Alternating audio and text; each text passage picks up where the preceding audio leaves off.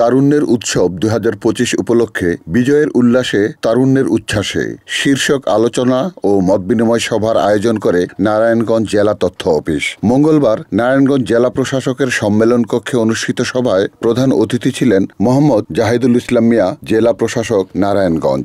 বিশেষ অতিথি ছিলেন তুলারাম কলেজের উপাধ্যক্ষ মোহাম্মদ শহীদুল ইসলাম, নারায়ণগঞ্জ জেলা পরিষদের প্রধান নির্বাহী কর্মকর্তা হোসনে আরা, নারায়ণগঞ্জ জেলা অতিরিক্ত পুলিশ সুপার মোহাম্মদ সোহান সরকার। উপস্থিত ছিলেন বিভিন্ন সরকারি প্রতিষ্ঠানের বিভাগীয় প্রধানগণ, তরুণ প্রজন্মের অতিথিবৃন্দ ও সাংবাদিকবৃন্দ।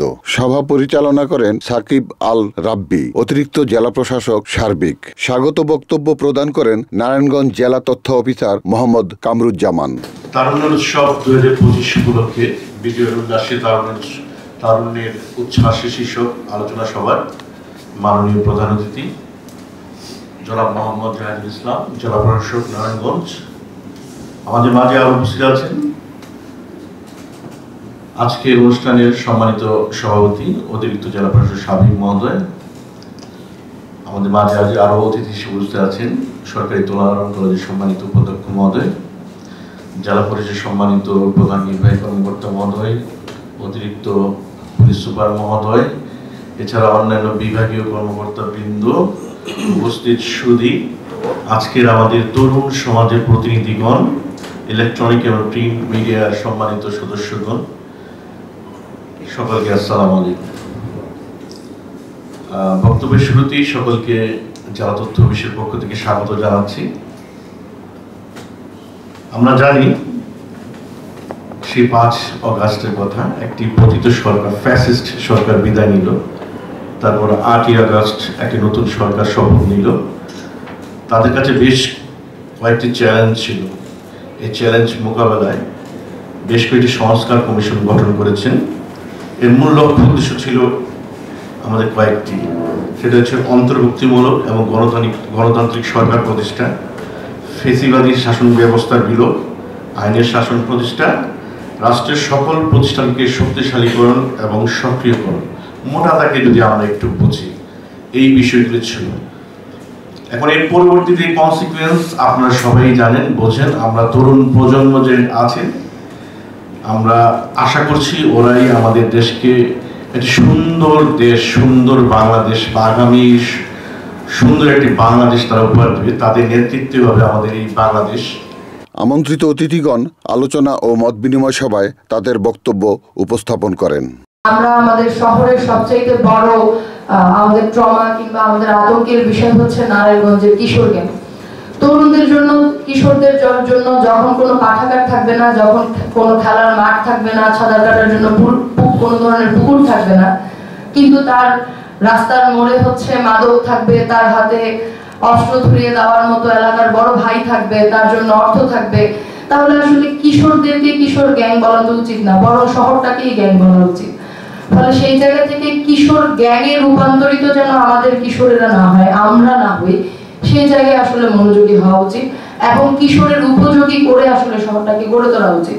কিশোররা যেন মাদক এবং সন্ত্রাসী মতো কর্মকাণ্ডগুলোতে লিপ্ত না হয়, তার বিপরীতে তাদের জন্য উপযোগী খেলাধুলা, পড়াশোনা এবং সর্বোপরি তাদের নিজস্ব বিকাশের উপযোগী করে আসলে শহরটাকে গড়ে তোলা উচিত।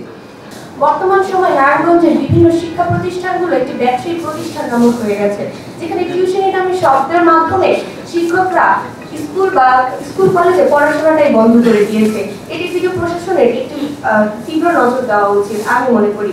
পৃথিবীতে বাংলাদেশে একটি মাত্র দেশ যেখানে জিডিপিতে মাত্র 2% শিক্ষা খেতে ব্যবহার করা হয়, সেখানে তার শিক্ষকদের এবং শিক্ষাক্ষেত্রে কাজ করা কর্মচারীদের বেতন দিতে দিতেই ফুরিয়ে যায়। একটি শিক্ষার্থীকে যদি আপনি সঠিক ইনপুট না দিতে পারেন, প্রযুক্তির সাথে পরিচয় না করাতে পারেন, সে একটি সুন্দর দেশ কিভাবে গড়তে পারবে? শিক্ষকদের বর্তমানে অনেক সুবিধা থেকে বঞ্চিত করা হয়। যদি আপনি ইঞ্জিনে তেল না দেন, তাহলে ইঞ্জিনটিও কাজ করা বন্ধ করে দেবে। আর একটি শিক্ষককে যদি যথাযথ সম্মান দিয়ে দিতে পারে, তাহলে সে তার শিক্ষার্থীকে গুরুত্ব কিভাবে দিবে? আমরা যদি প্রশ্ন করি যে এই যে তরুণেরা জীবন উৎসর্গ করেছে, নিজেকে বিলিয়ে দিয়েছে, কি কারণ? উত্তর হচ্ছে আকাঙ্ক্ষার বাংলাদেশ গড়ে তোলার জন্য, বৈষম্যহীন বাংলাদেশ গড়ে তোলার জন্য। কিন্তু আমরা যদি ইতিহাসের দিকে তাকাই, বাঙালির ইতিহাসে বারবার এই তরুণেরা বারবার নিজের জীবনকে বিলিয়ে দিয়েছে স্বপ্নের বাংলাদেশ গড়ে তোলার জন্য, সুন্দর বাংলাদেশ গড়ে তোলার জন্য। ৭১-এর মুক্তিযুদ্ধ, বৈষম্যহীন সমাজ, সাম্যের সমাজ, ন্যায় ভিত্তিক সমাজ, সেই চিরন্তন আকাঙ্ক্ষা থেকে ৭১-এ এত রক্তক্ষয়, ৩০ লক্ষ শহীদের রক্ত, ২ লক্ষ মা বোনের ইজ্জতের বিনিময়ে, অগণিত মানুষের চরম ত্যাগের বিনিময়ে ৭১-এ আমরা স্বাধীনতা লাভ করেছি। সেই স্বাধীনতার সুফল আমরা পেয়েছি? আমরা কি সেই স্বাধীন সমাজ পেয়েছি?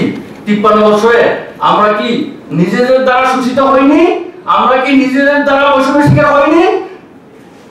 পশ্চিম পাকিস্তান ছিল আমাদের দেশের না, তারা বাইরে, তারা করতে পারে, তারা নিজের ডোমিনেশন এস্টাবলিশ করার জন্য অনেক কিছু করতে পারে।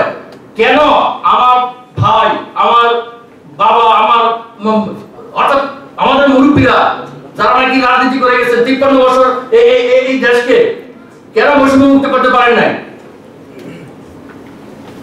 এগুলো তো আমাদের কষ্টের কথা। আমরা আমাদের যারা তরুণ প্রজন্ম যারা আজকে আমাদের সামনে বসে আছে, আমরা তাদের প্রতি আমরা সবাই অত্যন্ত কৃতজ্ঞতা প্রকাশ করছি। আমাদের যে ভিডিওটি আমরা তথ্য মন্ত্রণালয় থেকে দেখলাম, এটা সবার হৃদয়কে টাচ করেছে। আমরা খুবই মর্মাহত এই ধরনের যে বিষয়গুলো উঠে এসেছে, এবং তরুণ সমাজ যে নতুন দেশ গড়ার জন্য যে কন্ট্রিবিউশন, সেটা আমরা শ্রদ্ধা করে স্মরণ করি। Report Shahjahan Chowdhury, NAN TV, Narayanganj.